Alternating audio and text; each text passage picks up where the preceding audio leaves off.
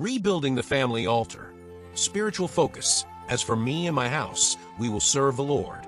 Joshua 24 verse 15. What if the key to healing your home has been buried under the dust of neglect, hiding in plain sight, waiting for you to rebuild the altar? Beloved, what if the reason for broken homes, shattered hearts, and wounded children isn't just outside the front door, but right in the living room, where prayer used to echo?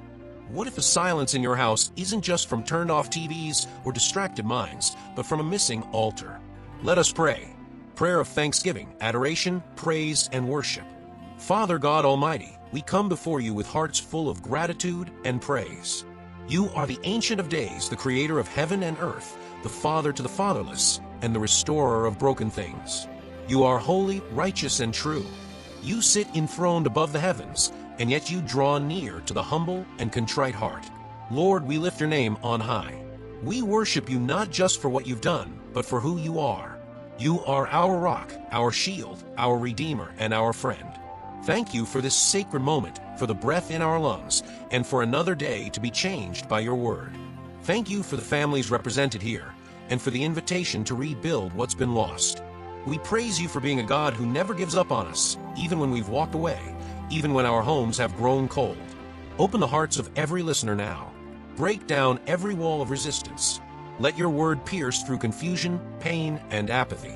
Let understanding spring forth like morning light. Give wisdom to the weary, hope to the broken, and a fresh fire to the faint-hearted. May this message go deep into the soil of our hearts and bear fruit in our homes. We welcome you, Holy Spirit. Fill every room, every home, every soul listening now. Let transformation begin right here, right now. In Jesus' mighty name we pray, amen. Welcome to the Master Teacher's house, where Jesus Christ is Lord. Whether you're listening from your bedroom, your car, or sitting with your family right now, I want you to know God sees you. He knows your story. He knows your pain. He knows you're longing for more. You are not here by accident. This is your divine appointment. Today, we're talking about rebuilding the family altar. And if that sounds like something from ancient times, you're right, but you're also wrong. Because while the altar might not be made of stones or smoke today, it's still just as real, and it's just as needed. Joshua 24 verse 15 echoes down the corridors of time. As for me and my house, we will serve the Lord. Joshua stood at a crossroads, not just for himself, but for an entire generation. And he made a declaration, a bold one. He didn't just speak for himself. He spoke for his house, his family, his lineage, his legacy. Can you imagine what would happen if we reclaimed that declaration for our homes today? We live in a world where divorce rates rise, fathers are absent, and curses are passed down from generation to generation. But here's the good news. God has always been in the business of restoration.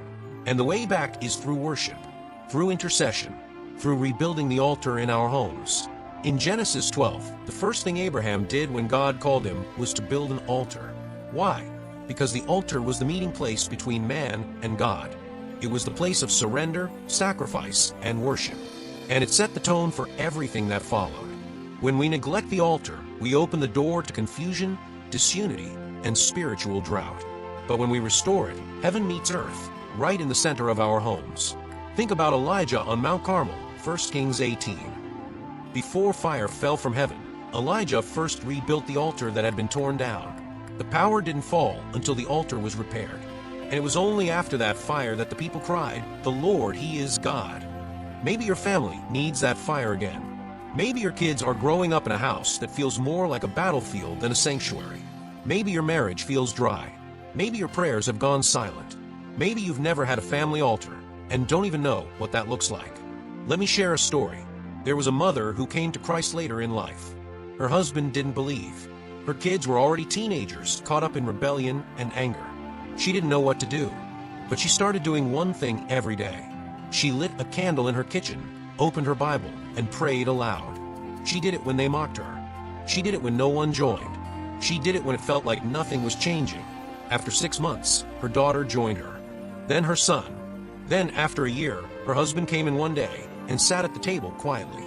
He didn't pray, but he was there. And eventually, the whole house gathered around that table. What started as one mother's flickering flame became a household fire.